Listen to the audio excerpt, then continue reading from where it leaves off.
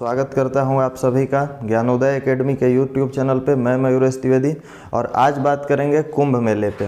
जैसा कि आप सभी को पता है कि कल यानी पौष पूर्णिमा के दिन से ही 13 जनवरी से महाकुंभ शुरू हो चुका है।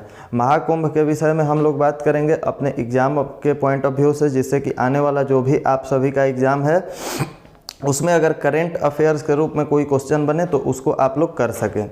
तो देखिए महाकुंभ 2025 जो है यह तकनीक, आस्था व नवाचार का संगम। इस क्लास को मैंने नाम दिया है कि महाकुंभ 2025 तकनीक, आस्था व नवाचार का संगम। ये जो महाकुंभ होगा ये विशेष महाकुंभ है, क्योंकि ग्रहों के विशेष योग 144 साल बाद बन रहे हैं। तो ग्रहों के विशेष योग के चलते इस वर्ष के महाकुंभ में, मतलब इस बार जो 2025 में महाकुंभ आयोजित हो रहा है, इसमें ज़्यादा से ज़्यादा लगभग 40 करोड़ से ऊपर लोगों के आने की संभावना जताई गई है सरकार के द्वारा। तो देखिए 13 जनवरी 2025 से लेकर 26 फरवरी 2025 तक इस बार महाकुंभ का आयोजन करवाया जाएगा, जो कि लगभग 45 दिन का आयोजन होगा। और महाकुंभ कुंभ मेला ये हरिद्वार, प्रयागराज, नासिक व उज्जैन में लगता है। लेकिन इनमें से जो महाकुंभ लगता है, जो कि प्रत्येक 12 वर्ष में लगता है, यह महाकुंभ सिर्फ प्रयागराज में ही लगता है। और इस बार जो शाही स्नानों की तिथियां हैं, जो विशेष स्नान होते हैं, जो कि विशेष पुण्य फलदायी बताए जाते हैं, ये 6 तिथियां हैं इस बार के स्नान में। इन 6 तिथियों पे ज़्यादा से ज़्यादा साधु, सन्यासी, महात्मा और लोग स्नान करेंगे। इसके बाद आगे के पॉइंट्स को हम लोग देखें महाकुंभ के, तो इस बार देखिएगा कि सरकार के द्वारा व्यापक स्तर पे आयोजन करवाया जा रहा है, ताकि लोगों को किसी प्रकार की समस्या न हो, परेशानी न हो।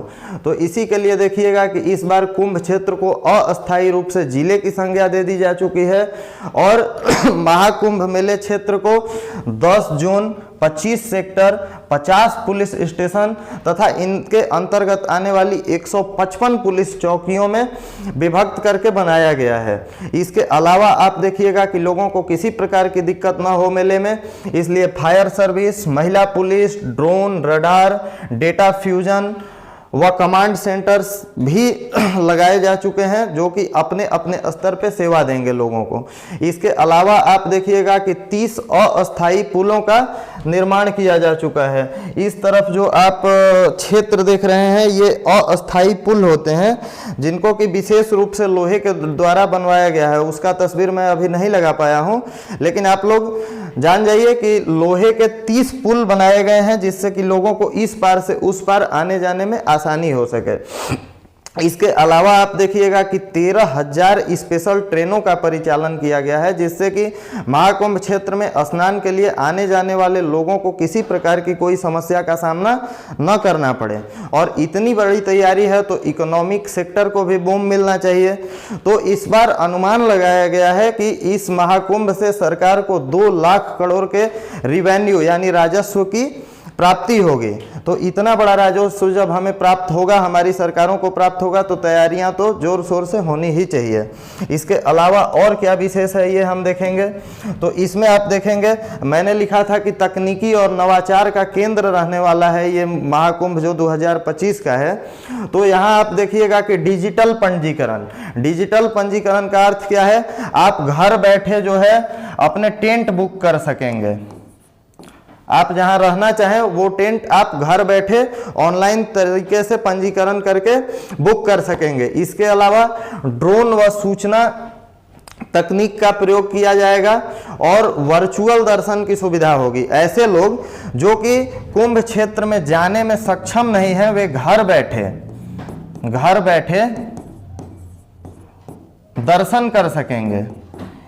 इस बात की सुविधा सरकार के द्वारा दी गई है कि जो लोग सक्षम ना हो वो घर बैठे कुंभ का दर्शन कर सकें, शाही स्नानों का दर्शन कर सकें, विशेष आरतियों का दर्शन कर सकें। इसके अलावा देखिएगा कि लोगों को किसी प्रकार की परेशानी का सामना न करना पड़े, इसके लिए smart toilet, water purifier, medical सेवाएं आदि भी उपलब्ध होंगी। मेडिकल सेवाओं में आप देखिएगा एक चीज मैं लिखना एक पॉइंट भूल गया, इसमें आप देखिएगा कि कुछ विशेष QR कोड्स बनाए गए हैं।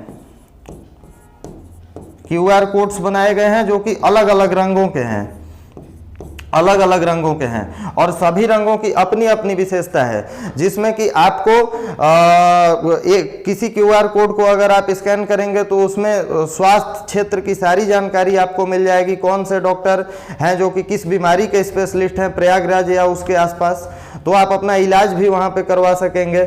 और आप समझ जाइए कि सरकार के कामों की या सरकार की तैयारियों की सुविधा की जानकारी भी आपको QR कोड्स के माध्यम से दी जाएगी। इसके अलावा आप देखिएगा कि डूबते लोगों की जानों को बचाने के लिए, जो लोग डूब रहे हैं उनके लिए स्पेशल स्मॉल वाटर ड्रोन्स बनाए गए हैं ताकि डूबते हुए लोग बचाए जा सकें। इसके अलावा मेला क्षेत्र जो होगा ये पूर्णतः प्लास्टिक मुक्त होगा, पर्यावरण का भी ख्याल रखा जा रहा है मेले में। तो इसी तरह के चीज़ों का उपयोग किया जा रहा है जो पूर्णतः डिस्पोजेबल हों, तो प्लास्टिक का यूज यहाँ नहीं हो रहा है। और बाकी आप सभी जो श्रद्धालु हैं, ये अगर कुंभ मेला क्षेत्र में जाते हैं तो आप लोग भी प्लास्टिक कचरा वहाँ न फैलाएं। तो कुंभ के विषय में अभी तक के लिए विशेष जानकारी यही थी। अगर करंट का कोई भी क्वेश्चन यहाँ से बनता है तो अब मुझे उम्मीद है कि आप सब कर पाएंगे। अब मिलेंगे नेक्स्ट वीडियो में, तब तक के लिए नमस्कार। रोक दीजिए सर। जो मैं आप लोगों को बताना भूल रहा था, हमारा फाउंडेशन बैच आ रहा है 5 फरवरी से, दिन सोमवार होगा।